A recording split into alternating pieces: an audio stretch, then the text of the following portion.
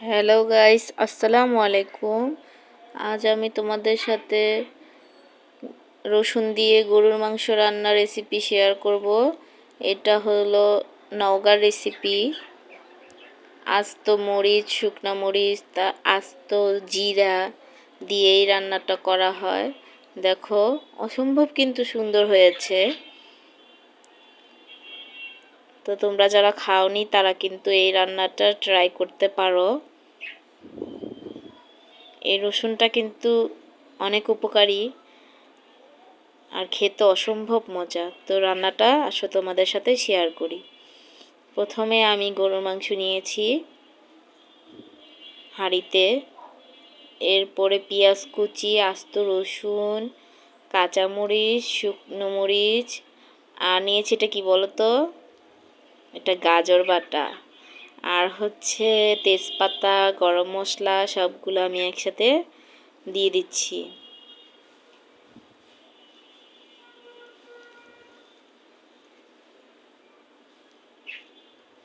লবণ, পরিমাণ মতো লবণ দিবে,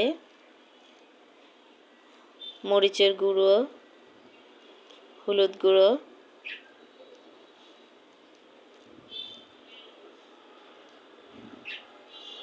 এই রান্নাটা আমি আমার শাশুড়ি আম্মার থেকে শিখেছি।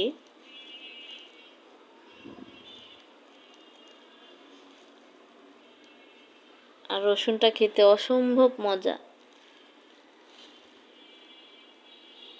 আদা বাটা, রসুন বাটা,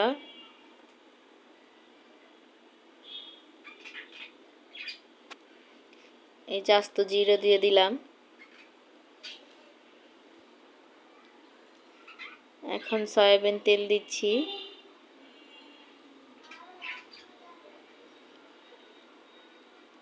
গরম মশলা বাটা,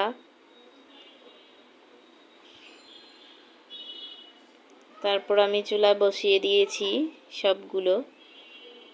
এরপরে দেখো কষানো কিন্তু হয়ে গিয়েছে আমার, অনেক সুন্দর সিদ্ধ হয়েছে। তারপর আমি দুইটা ছোট ছোট আলু নিয়েছি। আলু আমার অনেক পছন্দ, তাই আলু দিয়ে দিলাম দুইটা।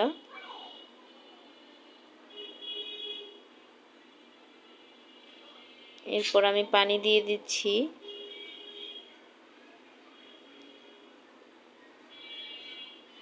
দেখো কালারটা কিন্তু অনেক সুন্দর এসেছে।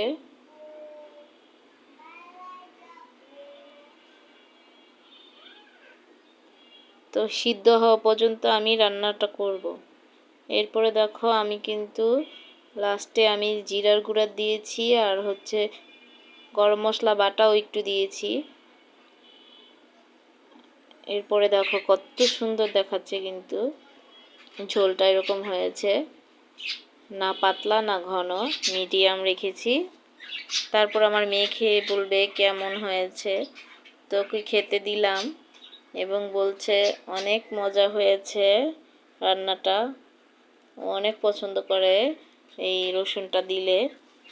তো সবাই ভালো থাকবে, সুস্থ থাকবে এবং আমাদের জন্য অবশ্যই দোয়া করবে এবং আমার চ্যানেলটাকে একটা লাইক এবং সাবস্ক্রাইব করবে।